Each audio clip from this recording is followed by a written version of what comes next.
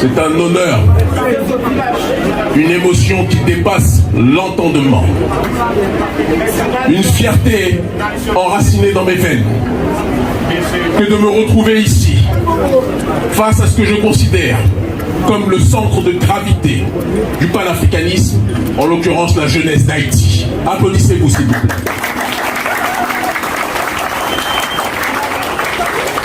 Trop de gens oublient dans ce monde, et trop de Noirs oublient dans ce monde, que le monde noir et que le panafricanisme, courant révolutionnaire de notre peuple, n'aurait pu exister s'il n'y avait pas eu un peuple qui avait engendré, à travers le processus de l'unité, de différents esclaves rebelles, hommes et femmes, de différentes ethnies, de différentes compréhensions sur le terrain de la métaphysique, et qui ont décidé de transcender leurs différences, de verser leur sang et de faire vœu de transcendance pour défendre la population.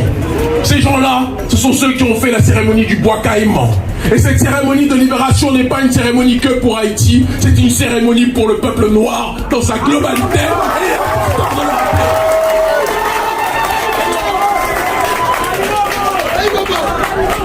Trop de gens aujourd'hui se réjouissent parce que Haïti est en difficulté. Mais on ne peut pas comprendre une histoire si on ne rappelle pas l'introduction, si on n'analyse pas le développement et si on se contente uniquement de la conclusion. La conclusion actuelle, qui n'est en réalité pas la fin de l'histoire, est que Haïti est déstabilisé. Haïti est socialement et économiquement bousculé. Mais il est important que l'on comprenne comment on est arrivé à cette étape et comment on pourra, avec une démarche d'analyse prospective et de compréhension géopolitique et historique, s'en sortir. Il est important que je vous dise, avant de rentrer dans le vif du sujet, que je suis venu avec ma délégation depuis l'Éthiopie. Nous avons fait le voyage le plus long de notre vie parce que nous avons dû contourner certains pays qui n'aiment pas ceux qui se battent pour la liberté du peuple noir. Nous avons dû contourner le Canada, les États-Unis, arriver à Cuba, faire le tour du monde d'Éthiopie jusqu'à ici pour venir vous voir. Nous avons payé nous-mêmes nos billets d'avion. Nous avons pris nous-mêmes dans nos économies parce que vous êtes pour nous l'avenir de notre peuple.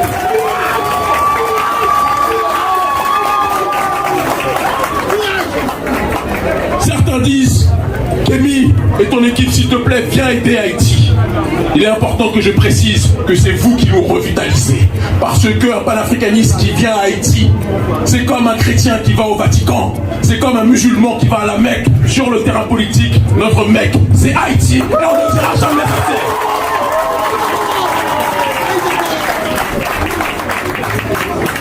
Le panafricanisme est la substance politique de notre conscience. Et nous ne pouvons pas mener le combat et la révolution que nous menons aujourd'hui dans le monde noir sans être connectés à la matrice qui nous a permis de nous constituer. Dans les premières heures de mon combat, s'il vous plaît les frères, est-ce que les frères ne peuvent pas rentrer? C'est difficile de les faire rentrer?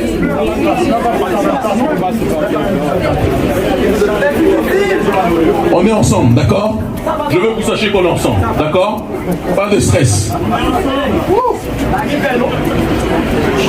Ce panafricanisme s'est bâti dans notre conscience en étudiant la révolution de Dessalines.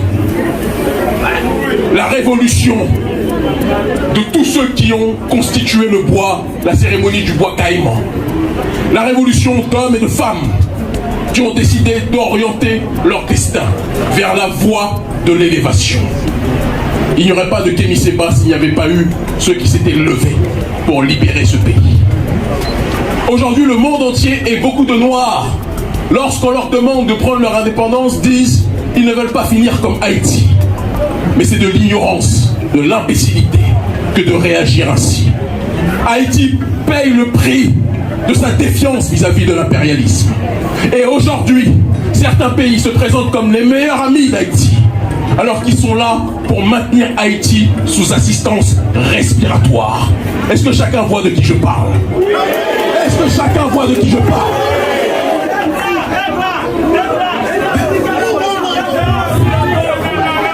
Des gens qui se présentent comme vos meilleurs amis, mais qui aiment vous donner des miettes, qui aiment vous maintenir sous l'eau, ne sont pas des amis, mais des assassins. Des gens, lorsqu'on leur demande de parler de la dette qu'ils doivent à Haïti, ils vous disent comme Emmanuel Macron, je vais réfléchir, je vais analyser pour voir si on doit quelque chose à Haïti. Vous devez votre vie à Haïti. L'Occident doit sa vie à Haïti. La France doit son pouvoir en grande partie à la puissance et à la spoliation d'Haïti. Et si la France ne veut pas reconnaître sa dette, le gouvernement français, tout comme l'élite occidentale de manière générale, sera tôt ou tard forcé à reconnaître ses responsabilités face à un peuple qui a été plus que jamais broyé. Et il est temps de rentrer, par conséquent, dans le vif du sujet. Je précise pour rassurer certaines entités, parce que je sais qu'il y a une majorité d'amis, mais je sais qu'il y a sans doute aussi des gens qui sont en relation avec certaines ambassades ou officines occidentales. Je ne veux pas vous stresser. Soyez rassurés. Aïe Bobo.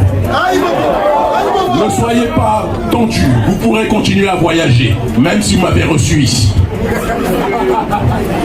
Mais il est important en tant que noir rebelle, en tant que nègre rebelle, que chacun prenne ses responsabilités et que l'on emploie un discours de vérité. Haïti est dans la situation dans laquelle elle est aujourd'hui parce que depuis sa défiance contre le système colonial, contre le système impérial, l'Occident s'est juré de maintenir ce pays sous assistance respiratoire parce qu'il savait que si ce pays se lève, ça va être une boussole pour le reste du monde noir. Est-ce que chacun comprend ce que je suis en train de dire? Est-ce que ça rentre dans le cœur de chacun, dans l'esprit de chacun? Ils ont envoyé une multitude d'ONG, une multitude de structures visant soi-disant à vous aider. Mais derrière la prétendue aide, on dit toujours que l'aide qui ne vous aide pas à vous libérer n'est pas une aide, mais une prison. Et nous remercions le bandit de Donald Trump d'avoir fermé USAID. Parce que eux pensent qu'en faisant cela, ils laissent les nègres en difficulté. Mais on dit toujours que c'est lorsque les noirs sont laissés, livrés à eux-mêmes, qu'ils prennent plus que jamais leur destin en main, leur responsabilité, et qu'ils vont se rapprocher du processus de libération. Je sais que certains sont fâchés, peut-être qu'ils avaient des contrats avec USAID. Objectivement, ce n'est pas mon cas. Donc je peux en parler avec simplicité. Haïti a été, après sa victoire et la bataille de Vertières, a été ciblé par l'élite occidentale qui s'est dit que si ces esclaves rebelles sont un symbole pour les autres peuples, parties du peuple noir, tout le monde noir risque de suivre le chemin et de mener une révolte noire globale. Et donc ils se sont dit qu'il fallait tout faire pour déstabiliser ce pays. Tout faire pour briser l'espérance au sein des rangs du peuple de ce pays. Et de siècle en siècle, d'année en année, on est arrivé à un pays qui au départ était le pays de la résistance, à un pays qui aujourd'hui est colonisé par les ONG occidentales. Des ONG qui vous disent, on vous finance si et seulement si vous suivez notre agenda. Des ONG qui vous disent, on est avec vous si et seulement si vous quittez votre culture, votre spiritualité et vous suivez le chemin que nous vous imposons. Les ONG sont le bras armé droit du système colonial. L'autre bras armé, ce sont les mafias qui livrent les armes, qui livrent les armes aux gangs. Je ne savais pas qu'Haïti produisait des armes. Pourtant, Haïti est l'un des pays les plus armés de la planète. Qui est-ce qui livre les armes? Quels sont ceux qui livrent les armes? Ceux qui se présentent devant vous comme des amis, alors qu'ils ne veulent qu'une seule chose, que vous puissiez vous entretuer. Et je profite de votre présence massive. Je suis bouleversé du nombre que vous êtes ici, dans la salle en bas, qui nous écoutent en même temps. Je profite de votre présence massive pour dire aux gangs, à Port-au-Prince et ailleurs, que vos ennemis, membres des gangs, ce n'est pas le peuple haïtien. Vos ennemis, ce sont ceux qui vous ont donné les armes pour que vous vous entretuez.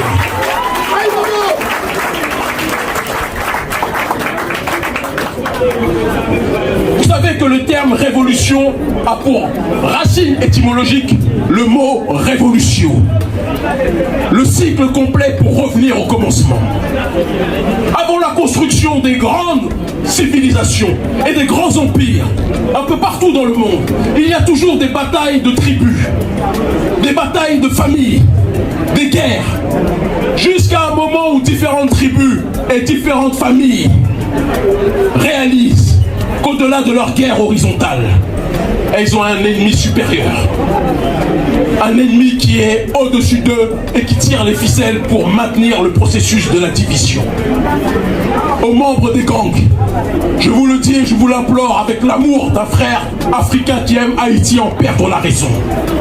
Rappelez-vous que vos ennemis ne sont pas le peuple haïtien. Vos ennemis sont ceux qui vous financent pour vous entretuer. Et le jour où les gangs réaliseront que si ils cessent de tourner leurs armes contre le peuple, mais qu'ils s'allient, qu'ils se mélangent au peuple, qu'ils demandent pardon au peuple pour les crimes qui ont été commis dans un cadre de manipulation, nous le savons, et que le peuple et les gangs se réunissent contre la puissance coloniale, Haïti fera à l'échelle mondiale ce que le Sahel est en train de faire au niveau africain.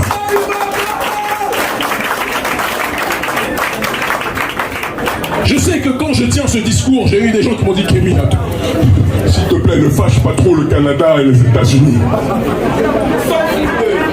Qu'est-ce qu'ils ont fait pour nous, le Canada et les États-Unis? Qu'est-ce qu'ils ont fait pour Haïti, le Canada et les États-Unis? Qu'est-ce qu'ils ont fait pour vous qui vivez en difficulté au quotidien? Qu'est-ce qu'ils ont fait pour vous qui vivez quotidiennement dans l'insécurité? Qu'est-ce qu'ils ont fait pour vous qui vivez quotidiennement dans la précarité comme nous en Afrique? Rien. Et je ne parle même pas du gouvernement français qui vous parle de reconnaître une prétendue dette qu'en réalité, il n'acceptera jamais de payer dans son intégralité. Des gens vous violent et vous pillent. Et quand vient l'heure du dédommagement, ils vous disent « Attends, je vais étudier la manière dont je t'ai violé pour voir combien je vais te donner. » Vous pensez que c'est normal? Vous pensez que c'est normal? Et c'est là où rentre en compte le panafricanisme. Le panafricanisme, c'est l'unité des diverses formes d'africanité dans le but d'obtenir une collective souveraineté. Le sort du peuple d'Haïti est le sort du peuple en Afrique francophone. Le sort de chaque citoyen haïtien est le sort de chaque citoyen africain. C'est le sort de chaque membre de notre peuple en Amérique du Sud qui est issu des sociétés esclavagisées. Le destin de l'un est le destin de tous. La philosophie de l'Ubuntu, de l'Alodo, nous rappelle que la condition de l'un est la condition de tous. Je suis venu avec la délégation, une délégation d'urgence panafricaniste, des hommes et des femmes, valeureux et valeureuses, africains des 4 coins du monde et africains d'Haïti. Nous tous avons compris une réalité des plus simples et explicites.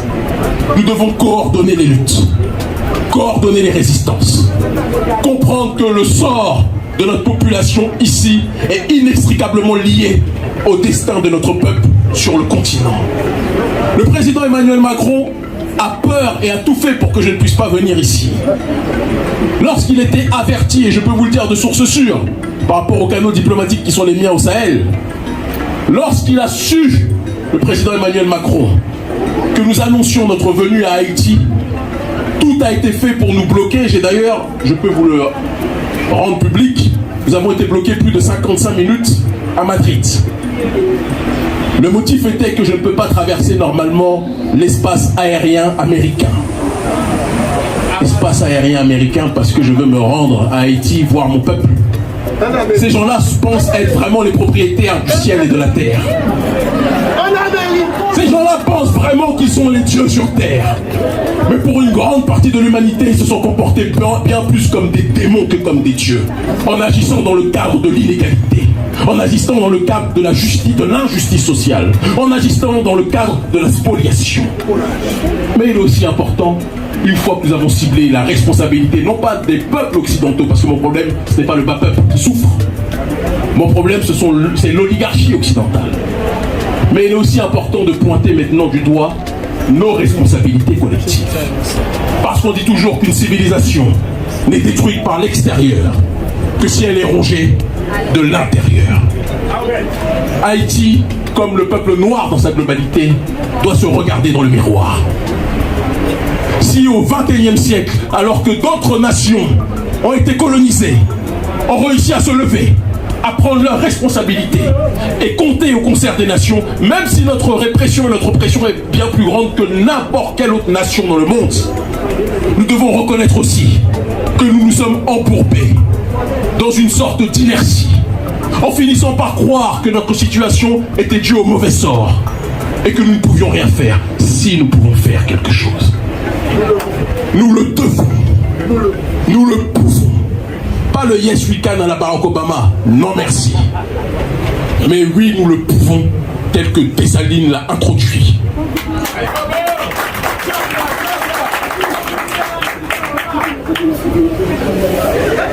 L'injustice sociale est galopante à Haïti. Une petite, infime minorité a tout, pendant que la quasi-totalité du peuple vit dans une extrême précarité. Des gens se disent être des entités qui gouvernent le pays. Je ne cite personne, je veux revenir ici. Mais pensent que la politique, c'est trouver un moyen de s'enrichir. Pensent que la politique, c'est devenir millionnaire. On ne peut pas chercher à être millionnaire quand le peuple crève. Parce que comme le disait Thomas Sankara, mieux vaut l'eau potable pour tous que le champagne pour quelques-uns.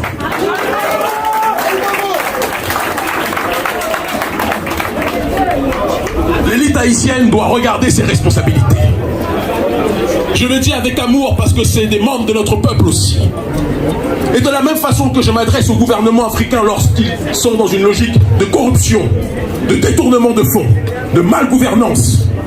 Parce qu'on ne peut pas toujours dire que le problème, c'est l'autre. On ne peut pas toujours dire que le problème, c'est les Blancs. Non, ce n'est pas les Blancs le problème. C'est l'oligarchie blanche et l'oligarchie noire. Et on doit être capable de reconnaître cette réalité.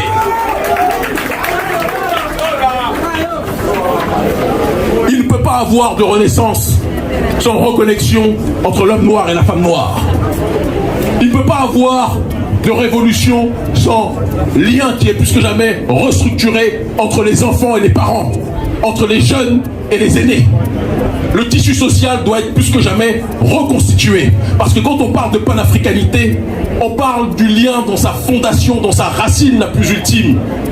Une racine, diverses branches. Mais toutes les branches sont en réalité collectivement réunies et reliées à ce point de convergence. L'identité de notre peuple est multiple. Haïti est la synthèse de différentes ethnies qui ont été déportées ici. Aujourd'hui, quand je vois certains visages du Bénin. Je vois certains visages du Congo. Je vois certains visages du Nigeria. Je vois certains visages d'Afrique centrale, d'Afrique de l'Ouest. Je vois l'Afrique en miniature. Et en réalité, je vois l'Afrique dans son côté le plus magistral.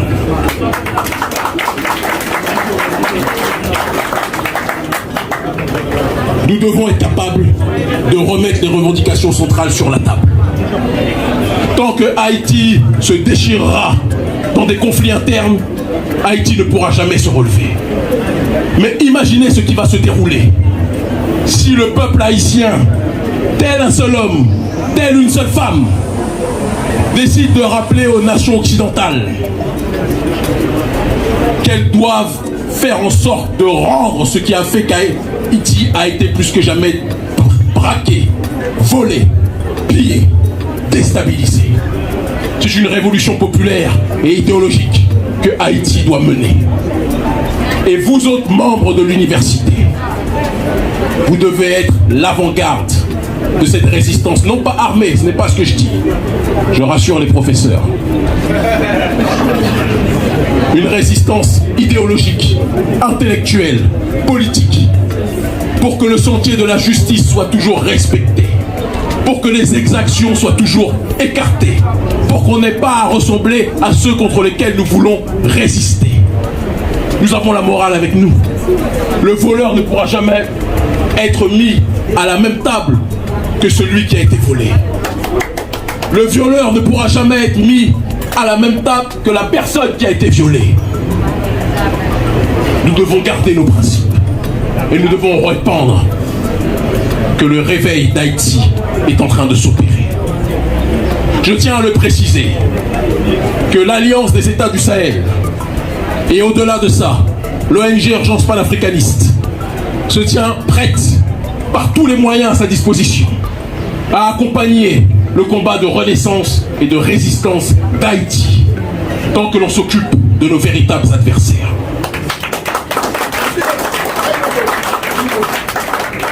Mais je demande à tout un chacun d'arrêter les déchirements internes, d'arrêter les divisions inutiles, d'arrêter les jalousies inopportunes, d'arrêter les querelles de chapelle. Vous allez dans un quartier A qui fait la guerre à un quartier B, ils ne savent même pas pourquoi, mais ils se font la guerre. Il faut arrêter. La seule guerre qui doit être menée, c'est contre ceux qui veulent voir le peuple haïtien noyé. Il y a aujourd'hui ici des futurs médecins, des futurs ingénieurs, des futurs professeurs. Et il n'est pas normal qu'ils vivent dans des conditions d'extrême précarité. Haïti a un rôle géopolitique extrêmement puissant. Vous êtes dans une zone qui est censée être plus ou moins contrôlée par l'impérialisme américain. Et donc les États-Unis, le gouvernement américain de Bill Clinton à aujourd'hui Donald Trump, ne voudra jamais que notre peuple ici puisse se lever. Mais il est temps de rappeler à la trompette de Trump, à ceux qui l'ont précédé, que nous n'allons pas demander la permission à qui que ce soit pour exister. Nous ne sommes pas dans une démarche conflictuelle, mais nous sommes dans une démarche de dignité. Et si les autres ont le droit d'être debout, il en va de notre responsabilité de quitter notre chaise et de nous mettre debout, monter s'il le faut, au centre de la table, pour dire que le pillage et que l'oppression suffit. Haïti libre ou la mort, nous vaincrons. L'Afrique libre ou la mort, nous vaincrons. Merci infiniment. Aïe, maman. Grand combat du monde, Haïti est toujours là.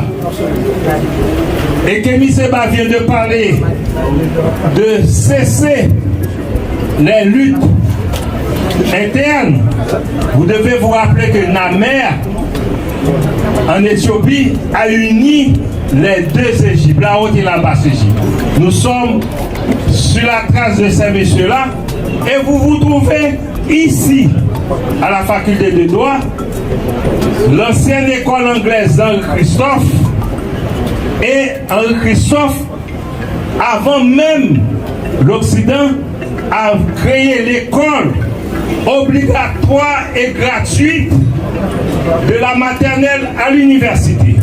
Vous êtes au bon endroit dans la lignée des grands bâtisseurs et c'est pourquoi la faculté de droit tient à vous offrir un tableau du dernier des pharaons, la citadelle d'Henri Christophe.